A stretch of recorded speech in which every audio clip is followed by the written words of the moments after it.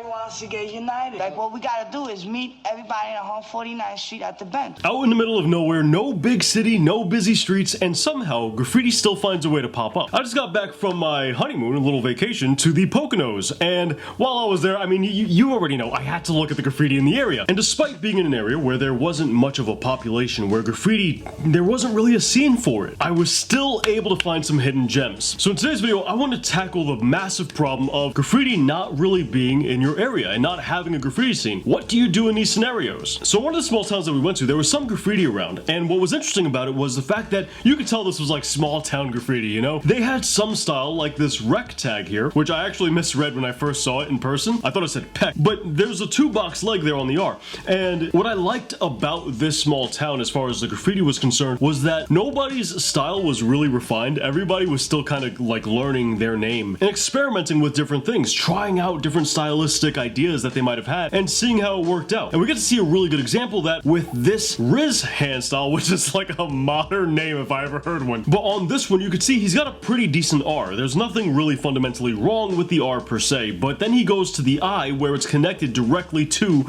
the R's leg. Now, I don't know about you guys, but I have an R and an I in my name, and I can tell you that oftentimes when you connect the leg of the R to the I in your hand style, you run a high risk of distorting a lot of the structure and weakening the I even more as you're getting rid of a lot of its own identity as it has to now share part of its structure with the R. Now, I'm not saying it can't be done, it certainly can, but he runs into more issues when he takes the Z and he shoots the lower portion of the Z over towards the left-hand side. This ends up completely closing off the open counter from the R and essentially turning the R into a B. This right here is a letter positioning issue, right? This is something where his whole entire tag can really change for the better if he just gave letters a little bit more space. And that's honestly all he really needs to improve this hand style. Now, granted, don't get me wrong, there's a lot more other improvements that he can make, but that's the one I want to focus on here. Now, that's a mistake he wouldn't have made if he would have read my How to Do Graffiti book, which you can find in the description down below. But in all honesty, guys, I mean, this book is phenomenal. It'll teach you each one of graffiti's core fundamentals with hundreds of pictures throughout the book that really hold your hand through the entire process. And that's what makes it perfect for brand new graffiti artists, because it takes all the guesswork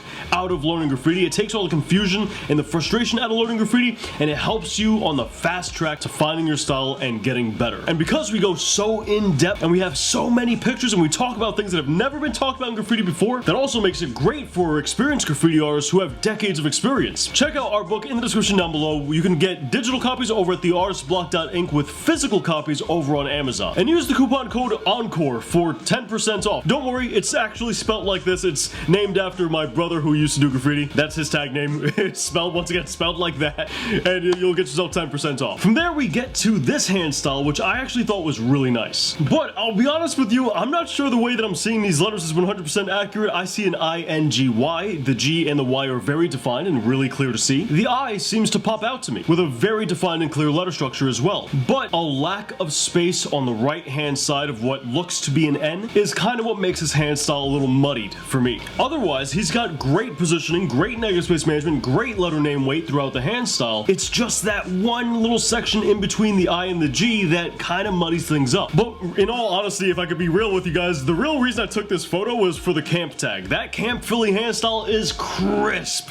That, I mean, it's, just look at it. It looks so clean. For people who say that they hate Philly hand styles, take a look at that. If every Philly tag looked like that, I'm pretty sure nobody would hate Philly hand styles. That one is a very experienced writer. I love that tag. Probably my favorite one in today's video. Now, this next one I honestly took a photo of because I found it funny that you have this Pop 2 tag and he wrote toy at the bottom. Check out the way he did this E on this tag here. It's a little bit rough to see, right? It's a very textured surface here, but I like how he goes from the stem of the E, then goes for a hairpin turn towards the top left, and then curves back up to the top of the E in order to finish off that horizontal top. From there, he progresses with a center in the bottom, and then the bottom reaches on over to the R. And then from there, he just finishes off the rest of the letters. Really interesting way to go about that E. I love the originality there with the structure. This one I just thought was cool. Somebody in a small town catching a spot like this, a rooftop spot, not bad. A little character, a little ghost, a little generic. You know, that's not me ragging on him. It's just a pretty generic character, but still dope nonetheless. Lots of respect to him for that spot. Pretty good spot. Now, during the honeymoon, my wife wanted to take me to see this really big mural that was on an underpass. Something that she had researched, and now you see why I married her. So we drive on this long road. Once again, middle of nowhere, right? This place doesn't really have much of a graffiti scene, and there's this overpass with train tracks on top. So we pull off to the side of the road, which is essentially just like one lane, and this is the first thing we're greeted to. Some graffiti right off to the side. Now there's nothing really notable here, but one thing I do want to go ahead and point out is this leads us to a perfect DL spot. A nice hidden down low spot where new graffiti artists and experienced graffiti artists can come and practice and experiment and try new things out. And you can already see some of those new graffiti artists hitting this wall. You got a character here on the left hand side. Once again, you can tell it's a brand new artist who's kind of getting into things, with a slightly more experienced graffiti artist that he actually went over, and then a little BL throwy in pink that's once again a newer graffiti artist, followed by something that Sword did right here, which looks really good. I actually really like that one.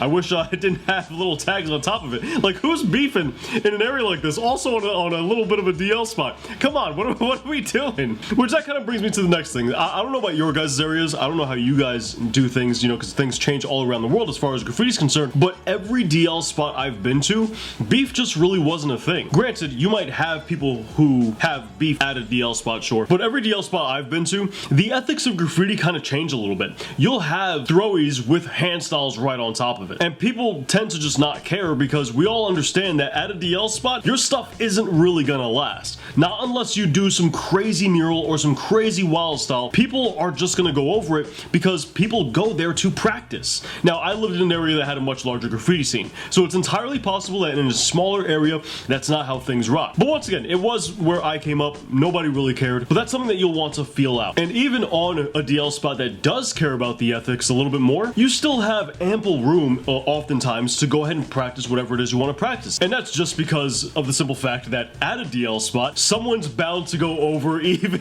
the wildest of wild styles or the nicest of murals, just because of the simple fact that toys come to the spot, and toys tend to not either know the rules or they don't care about the rules.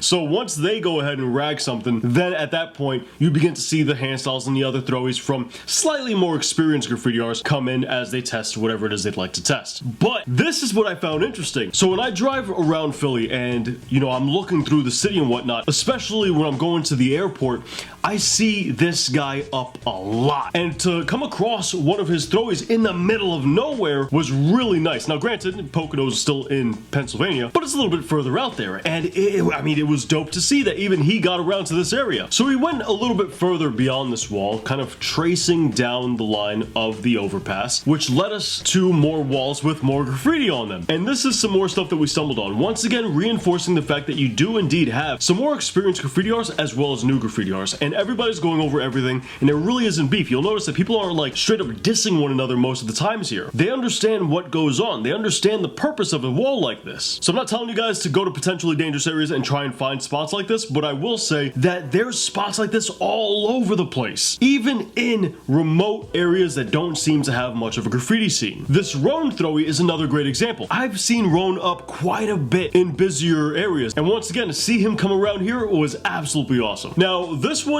kind of caught me off guard because this is yet again another rider I've seen around elsewhere. But I'll be real, and this isn't meant as a diss, because this clearly was done a long time ago, right? You could see erosion on the throwy itself. But this is what I mean when you have people that come to DL spots to test things out. This throwy right here is much lower quality than what I've seen from this rider in recent times. Now, I can't say for certain, but a DL spot makes a perfect spot for him to come over, try the throwy out, get it muscle memorized, learn where he makes his mistakes, learn where he's kind of a little bit more comfortable with the letters, and figure things out. That's the purpose of a DL spot, at least for newer riders, or those looking to explore stylistic ideas. We walked a little bit further down and we came across this little Cam's throwy here, which was pretty dope. I liked this one a lot. Pretty clean, not too bad. And then we got somebody getting a little possessive at the DL spot. Somebody saying, you know, my spot, they got it in big rollers. And every now and again, you'll see something like this, right? I remember I went to a wall one time and everybody there knew that nothing lasts here at this wall, right?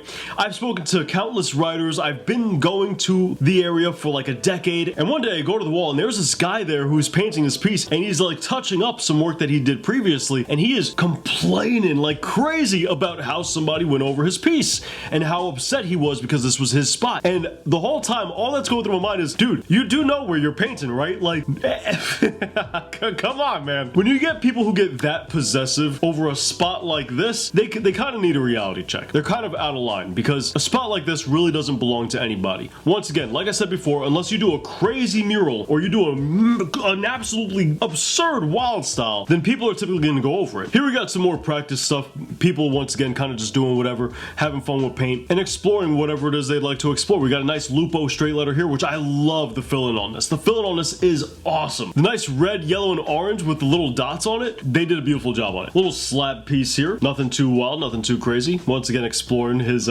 skills and knowledge. Now, here was a tag. I'm sorry, it was put on a pole, so I had to kind of like take 2 photographs of it, but I liked this tag. Once again, a more experienced rider. Now, I didn't see any throwies or any pieces from this guy on the actual underpass, but this is once we actually got onto the train track section, which was on top of where we previously were. And not only was the site really beautiful here, but the hairstyle was even more beautiful. This was a really nice tag. And this brings us to the big issue of there's no scene in my area. There's no graffiti in my area. What do? I want you guys to think back to New York in the 70s or in the late 60s when nobody was really doing graffiti. What did they do? What's the whole premise behind graffiti? What's the whole idea behind this culture we're all a part of? The point of it is to start the movement or join the movement yourself, to take the initiative in writing your name. That's what graffiti is all about. And this here proves, even if you're in the middle of nowhere, you can still find graffiti in secluded, hidden areas like we showed today. Dudes, that pretty much wraps up today's video. Guys, first let me say thank you guys for all the congratulations. I saw it not only on the Instagram channel that we have, but I also saw on the last video. I really do appreciate it. And, you know, I appreciate any congratulations that you guys leave on this video as well. But if you guys liked this video and you like when I share graffiti from when I go out exploring and traveling, let me know in the comments down below with the like button. Also, don't forget about our book in the description down below with